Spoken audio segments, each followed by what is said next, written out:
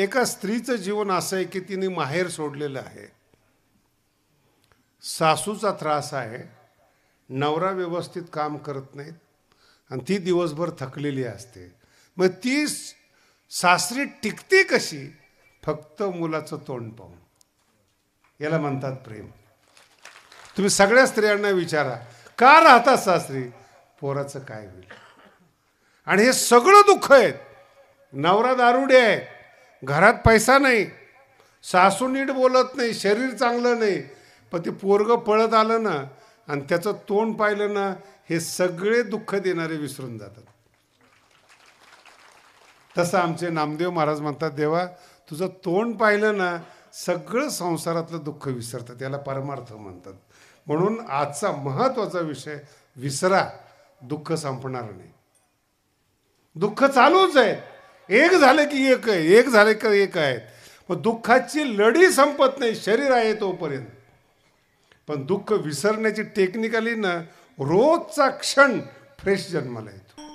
नवीन रक्त असतं आणि लवकर प्रगतीची इच्छा असते. पण प्रगती अशी दोन प्रकारची असते. एक प्रगती असते भौतिक प्रगती आणि एक प्रगती असते आध्यात्मिक प्रगती. आध्यात्मिक प्रगतीमध्ये नवीन नवीन कीर्तनं करणं, नवीन नवीन सिद्धांताच्या जगात वावरणं आणि भौतिक तोल सांभाळणं ही आध्यात्मिक प्रगती आहे. आणि एक संत असे असतात की ते फक्त आश्रमच बांधत फिरतात. प्रत्येक जिल्ह्यामध्ये त्यांचं सेंटर आहे, आश्रम नाही बरं का. भारतात जेवढे जिल्हे तेवढे सेंटर, काहीचे योगाचे सेंटर, काहीचे आश्रम वगैरे वगैरे वगैरे. त्याला आपण शाखा म्हणतो ना, आता नवीन भाषेमध्ये त्याला चेन म्हणतात. एक हॉस्पिटल असतं सगळ्या जिल्ह्याच्या ठिकाणी, राजधानीच्या ठिकाणी हॉटेलची त्याची चेन असते.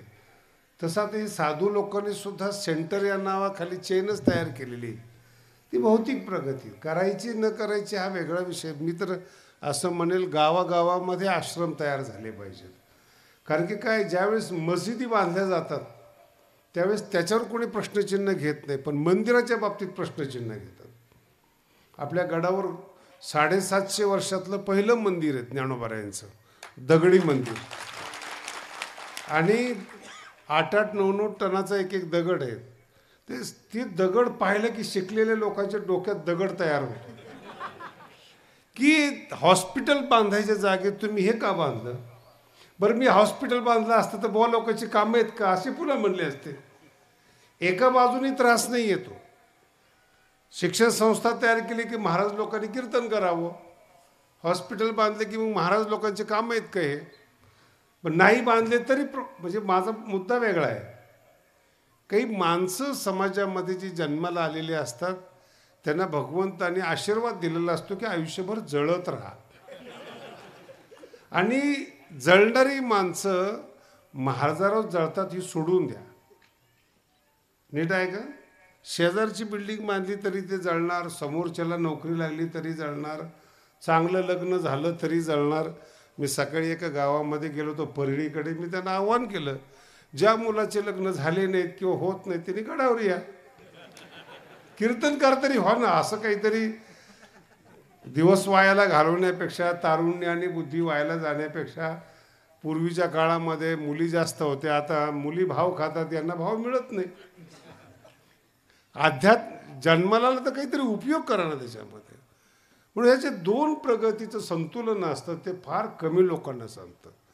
भौतिक प्रगती करत असताना आध्यात्मिक प्रगती जर बरोबर असेल तर त्या जीवनामध्ये भ्रष्टाचार नाही होत. एक आश्रम बांधलेला आहे आणि तिथे एक साधक बसवलेला आहे, त्याला शोभा येते महाराज. पण आश्रम बांधलेला आहे, त्याने संसारिक माणूस बसलेला आहे, मग मात्र गोंधळ होतो. सगळा व्यवहार पैशावर आधारित होतो. मग मात्र भौतिक प्रगतीकडेच लक्ष असतं, आध्यात्मिक प्रगतीकडे लक्ष नसतं. बरेचसे कीर्तनकार असे आहेत की जे संस्थानिकांना सांभाळतात. मला माहिती, तुम्हाला मराठी नाही कळणार, त्यांना कीर्तन येत नाहीत म्हणून ते काय करतात, मोठ्याची कीर्तन ठेवतात आणि मग त्यांना बरं वाटतं. मग त्यांना म्हटलं तुम्ही कीर्तन करा ना.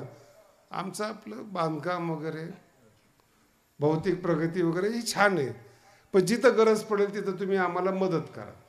आणि काही काही कीर्तनकार असे आहेत नुसतं कीर्तन करतात, बांधकाम करत नाहीत. त्यांचा पैसा कुठे जातो मला माहीत नाही, पण बांधकाम करत नाहीत. त्यांना विचारलं का करत नाही, म्हणजे आम्ही कीर्तनच करणार.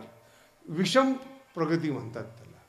तुमचा आलेला पैसा योग्य ठिकाणी जाणं, भौतिकतेमध्ये जिथं अन्नदान आहेत, ज्ञानदान आहेत, प्रगती आहेत, सामाजिक संस्था आहेत. संता इतकं सामाजिक कोणीच नाही जगामध्ये. बसते का डोक्यामध्ये? आज तुम्ही मंडपामध्ये, ते संतामुळं मंडपामध्ये आहेत ना. आज मला सांगा, एवढी जर माणसं गोळा करायची असते एखाद्या आत्ताच्या काळामधल्या सभेला, किती रुपये लागले असते? बोला ना. मग इथं येऊन पैसे देऊन जातात. फरक सांगतो तुम्हाला. का असं होतं जीवनामध्ये? प्रगती आहे. तुमच्या कल्याणाची व्यवस्था साधू संत करतात, की तुम्ही भौतिक प्रगती केलेली आहे, पण तुमचा आतून खोकलेपण, शून्यता वाढत चाललेली आहे. आणि मग भगवंत जे असतात ते दोन्हीकडून उपदेश करण्यासाठी संतांचा अवतार घेतात भगवंत. आणि मग जेव्हा संत म्हणून जन्माला येतात, त्याच्यामध्ये पुन्हा दोन प्रकार पडतात. एक संत ज्ञानी असतो आणि एक संत जो असतो तो भक्त असतो. तो शिकलेला नसतो, पण शिकलेल्यापेक्षा मोठा असतो. मराठी कळते का? काही शिकलेली माणसं फक्त शिकलेली आहेत पण असभ्य आहेत. मराठी समजून घ्या बरं का. काही शिकलेली माणसं फक्त शिकलेली आहेत पण असभ्य आहेत. जास्तीत जास्त खोटं बोलणं, भेसळ करणं, देशांमध्ये लुटणं, भ्रष्टाचार, हे शिकलेल्या माणसाची कामं आहेत. ही वारकरी शेतकरी करतात का बरंच? म्हणून शिक्षण ही बौद्धिक व्यवस्था आहे आणि सभ्यता माणसाच्या रक्तात असते. मनुष्य जो असतो ना, जन्मजात विनम्र असतो. भगवान बाबाजवळ 5 वर्षाचा मुलगा आला तरी त्याला ते आवाजावा बोलत, त्याचं रक्ताचं नातं असतं. आणि आवाजावा बोलतात म्हणजे 5 वर्षाचा पोरगा मोठा आहे असं नाही. नाही लक्षात आलं? तुम्ही आता एका ठिकाणी तुम्ही चाललेला आहात आणि मोठ्या माणसाने तुम्हाला नमस्कार केला, तुम्ही त्याला उत्तर दिलंच नाही. तुम्ही सांगितलं की आपल्याला त्याने नमस्कार केला. या दोघातला फरक लक्षात घ्या.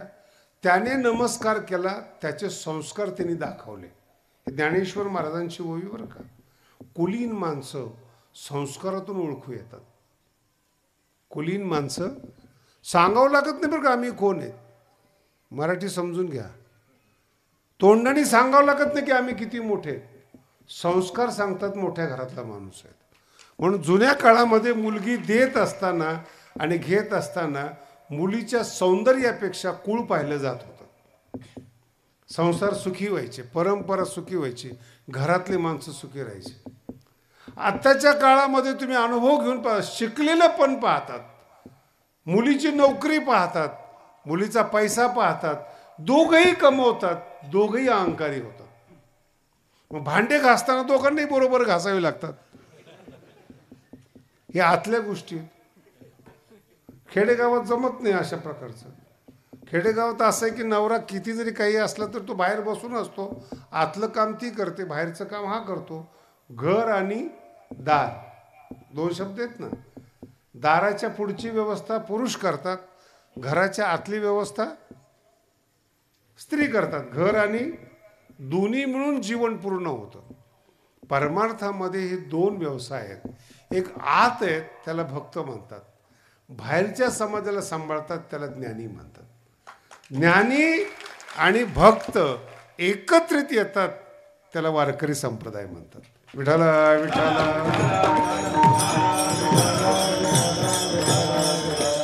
याचं उत्तम उदाहरण म्हणजे माऊली आणि नामदेव महाराज. नामदेव महाराज हे आतल्या घरातले देवाच्या जवळचे आहेत आणि समाजाला सांभाळायची व्यवस्था ज्ञान करतं, माऊली करतात. म्हणून समाज ज्ञानाने सांभाळावा आणि आतलं प्रेम नामदेव महाराजांनी सांभाळावं. यातली एकही गोष्ट कमतरता पडता कामा नये. लहान मोठं नाही म्हणत तुम्हाला. माऊली निसर्गता मोठे तो भाग सोडून द्या, पण प्रेमाची सुद्धा गरज आहे.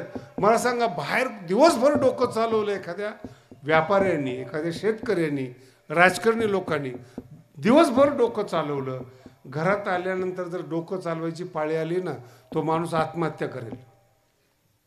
घरात आल्यानंतर त्याला प्रेम पाहिजे, आल्यानंतर त्याला चहा पाहिजे. बाहेर चहा मिळतो, पण आतल्या चहाबरोबर प्रेम मिळतं. जेवणाबरोबर आनंद मिळतो, बसण्याबरोबर दोन गोड शब्द म्हणतात, ते कृत्रिम नसतात, याला म्हणतात घर. आणि बाहेरून युद्ध करून आलेला नवरा जर आत आल्यानंतर युद्ध करत असेल, त्यांनी भगवानगडावर आलेलं चांगलं. भांडणच करायचे आहेत ना, बाहेरही भांडणच आहेत आणि घरातही युद्धच आहेत, रात्रंदिवस आम्हा. मग कशा करता का, ह्याच्या करता जन्म आहे का माणसाला? म्हणून शिकलेल्या माणसांमध्ये जी मला पाहायला मिळतात दोष, तो असा आहे की ज्ञानाबरोबर त्यांचा अहंकार वाढलेला आहे. ज्ञानाबरोबर नाम वाढलं पाहिजे, प्रेम वाढलं पाहिजे. ज्ञान आणि नाम एकत्रित आलं ना, संसार सुखी होतो. मला एक आहे एक नाही असं नाही चालत. मग नामाची व्यवस्था काय आहे? नाम नामीला धरून असतं. प्रयत्न करा समजून घ्या. नाम नामीला धरून असतं. नामी असलंच पाहिजे असं नाही, नामावर प्रेम असतं. कुलीन स्त्री असते ना, ती नाव घेत नाही. माझा अर्थ समजून घ्या. जर घेतलं एखाद्या शिकलेल्या स्त्रीचे नाव, हे मोठे पण नाही, अहंकार आहे. नवऱ्याला एकेरी नावाने बोलवणं सोपं आहे, त्याला आदर देणं अवघड आहे. एखाद्याचा अपमान करणं सोपं आहे, एखाद्याला लहान लेखणं सोपं आहे, त्याला सन्मान देणं हे आपल्या अंतःकरणाच्या रक्ताचं काम आहे, मोठं रक्ताचं काम आहे. सांगोलेला भगवान बाबा गेले होते, जे मला ऐकायला मिळालं भीमसिंग महाराजाकडून. आणि मोठे मोठे लोक आहेत आपल्या संप्रदायामध्ये, 300-300 वर्षाचे फड आहेत, 200 वर्षाचे फड आहेत. आणि त्या गावातले लोक भगवान बाबाला मानत होते, सांगोल्याचे, पंढरपूरच्या जवळ. आता ते सगळे साधू एकत्रित आले ना, मराठी किती समजते मला माहीत नाही, सगळे साधू एकत्रित आल्यानंतर प्रश्न असतो, पहिला मान कुणाला द्यायचा? जे मान ठेवू नका असे कीर्तनात सांगणारे जे कीर्तनकार आहेत, त्यांच्यामध्ये हा प्रश्न आहे की मान द्यायचा कुणाला, पहिला मान कुणाला द्यायचा. मग आता ते जे घर होतं, ते बाबांचं शिष्य होतं, त्यांनी बाबाला मान द्यायला सुरुवात केली. आणि जुनी परंपरा आहे, कृष्णाला मान मिळालेला आहे अग्र पूजेचा, नाही सहन झाला शिशुपाळाला. असे बरेच शिशु आहेत परमार्थाच्या नावामध्ये. आणि जसं भगवान बाबाला फेटा बांधला पहिला, ते बरेचसे लोक खवळले, महाराज येताना कसं काय पहिला फेटा. बाबांनी फार एक शब्द, बाबा बोलत नव्हते पण बोलले ना, ती जखम जात नव्हती कधी. मान सहन करण्याकरता रक्त मोठं लागतं. बाबांचा शब्द, दुसऱ्याचा मान सहन करण्यासाठी रक्त मोठं लागतं. विठ्ठल विठ्ठल. बरं मला सांगा तुम्ही, हे जे सन्मानाचे शालिया असतात ते कोणत्या कामाला येतात? सन्मानाचा फेटा असेल, कोणत्या कामाला येतात ते? मग त्याच्यावरून भांडणं जे कामाला येत नाही, त्याच्यावरून याला काही शहाणपणा म्हणायचं का तुम्हाला? प्रेम. म्हणून हे दोन गोष्टी, कृष्ण ज्ञानी आहेत, अडकतात प्रेमामध्ये. भगवान श्रीकृष्णाने विश्व तयार केलेले आहेत, पण अर्जुनात अडकतात, योगीमध्ये अडकत नाहीत, ज्ञानी लोकांमध्ये अडकत नाहीत. खूप किचकट लोक आहेत. भगवान बाबांच्या सान्निध्यामध्ये गावठी लोक होते, गावकरी होते, प्रेम देणारे होते, ते शिकलेली लोक, प्रश्न विचारणारे होते. का मान द्यायचा? नको देऊ, तू तर देत नाही ना मान. मला एखादी माऊलीच्या मंदिरासाठी एका गावात वर्गणी झाली मोठी, तर 2-3 शिकलेली माणसं 3 दिवस दारू पित होती. आपल्या गावात एवढा आकडा झाला कसा? खरी गोष्ट आहे, गावाचं नाव सांगत नाही. 3 दिवस दारू पित होते. आपल्या गावात एवढा आकडा झालाच कसा काय? मग काय संबंध याचा? तुम्ही दिला नाही, मग झाला कसा? बरं, दारू पिल्यानंतर तो आकडा काही बंद होणार आहे का? तसंही काही नाही. म्हणजे दुसऱ्याला मिळालेलं धनाचा शिकलेल्या लोकांना त्रास होतो, याला द्वेष म्हणतात. आणि प्रेमळ जे असतात ना, प्रेमळ लोक ही आपल्यामध्ये मग्न असतात. ते कोणाला मान मिळाला, कोण श्रीमंत झालं आणि कोण काय आलं, काही देणं घेणं नाही. आपल्या मस्तीत असतात, ते प्रेमी असतात. कीर्तनात बोलू नये पण मी सांगतो तुम्हाला, शहरामध्ये जर तुम्ही गेले ना तर ते नवीन पोरं पोरी समुद्राच्या किनारे बसलेले असतात. मोठे मोठे अधिकारी कलेक्टर चालत जातात, त्यांना काही देणे घेणं नाही. प्रेमामध्ये एकदा मशगूल झालात ना तुम्ही, तुमच्या शेजारून कोण गेले त्यांना काही देणे घेणं. म्हणजे जाणारी लोक टेन्शनमध्ये, हे काही सभ्यता आहे का? कुठं पिढी गेली? मला एका म्हातारीने सांगितलं, काय महाराज कुठे गेला भारत, कुठे गेली? म्हणलं तुला टेन्शन काय येतं ते मला सांग. मग ही काही सभ्यता आहे का? आमच्या टायमाला असं नव्हतं. म्हणलं म्हणून त्रास आहे का? तुमच्या टायमाला इतकी सूट म्हणून त्रास आहे का? की तुला वय झालं म्हणून त्रास आहे काय? हे करता आलं नाही. अभ्यास काय ती आणि त्या दोघांना काही देणे घेणं नाही. मुंबईमध्ये जाऊन पहा, पुण्यात जाऊन पहा, जे बसलेली जे पोरं असतात त्या आईबापाला जुमानत नाही तुम्ही कोण आहेत हो. कळालं तुम्हाला? ज्यांनी जन्म दिलाय त्यांना सोडून देतात ती लोक. तुम्ही कोण आहात, काय आहात, तुमची योग्यता? जळून जळून काय होणार आहे तुमचं? तसं देवावर प्रेम करणारा जो वर्ग आहे ना, त्याच्यावर जळून काय फायदा आहे? अजरामर नामदेव महाराज होतात, नावं ठेवणारे अजरामर नाही होत. अनुभव घेऊन पहा बरं. आता नामदेव महाराजांना विचारलं तुमच्याकडे काय ज्ञान आहेत? नामदेव महाराज म्हणतात माझ्याकडे ज्ञानच नाही. पहिल्या चरणात सांग